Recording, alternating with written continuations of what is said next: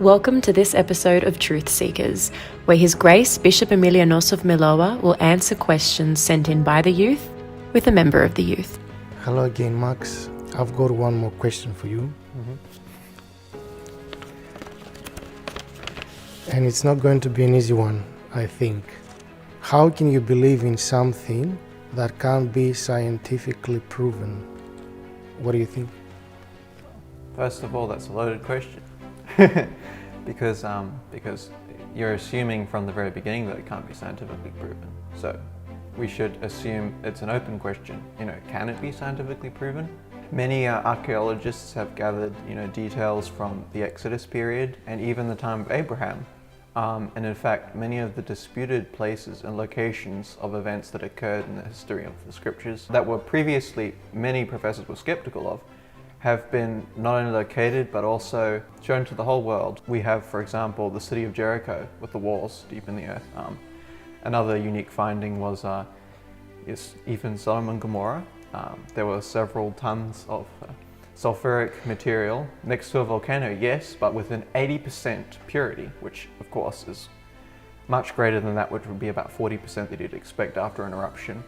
And there were many little homes with people inside them, right next to each other, in different positions that demonstrate that this, yes, most likely was in fact the city of Gomorrah. There are a great range of different artifacts that we have even from the Dead Sea, like chariot wheels that were found deep in the ravines.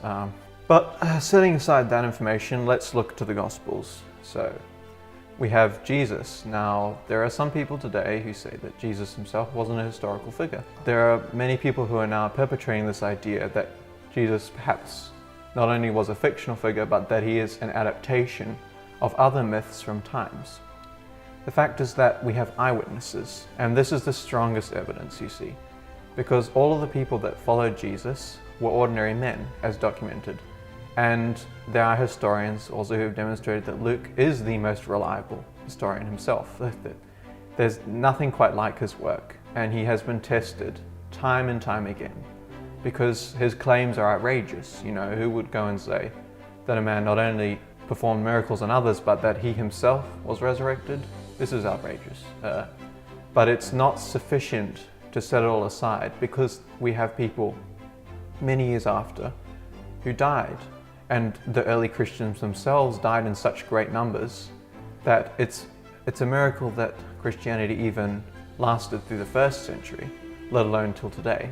As far as historical accounts go, yes, Christ was indeed a historical figure, and anyone who wants to, if they don't want to look at the scriptures, fine, you can go to Josephus, you can go to Tacitus. These are two external sources that demonstrate that Christ not only lived, but he also died on a cross. And there is no other plausible explanation for the empty tomb other than the resurrection, if you take into account the punishment for soldiers who were caught lying on their duty. And the Jewish hierarchy themselves paid those soldiers to guard the tomb, because they wanted to guard against anyone who had proclaimed that Christ had risen. Anyone who wishes to say that Jesus Christ wasn't a historical figure, or that he didn't rise from the dead, is actually working against what history has recorded. Physical evidence can only take you so far. Thank you, Max, for sharing your thoughts. It's obvious that your journey to Orthodoxy was one that involved a lot of search, and that's why you have a lot of knowledge, and you read so much and you looked into so many different things to end up believing into something that it's not visible, right? Because Christianity and Christian values, they're not visible. You either believe or you don't believe. But we're not wishful thinkers as Christians. In fact, we're thoroughly grounded in both evidence, scripture and science now. So because pure evidentialism or empiricism is unreliable on its own, because there's no philosophical grounding as to why you should use this method, we can turn to the ontological or the philosophical methods of determining the existence of God. One of them, of course, is that if you were to presuppose that there was some cosmic explosion, say the Big Bang for instance, well, where does the material come from that creates the initial explosion, and what triggers the explosion? Because as we all know, nothing can't create something. And if you believe that, well, then you believe anything. And you'd be better off believing in the resurrection because at least that way you have peace.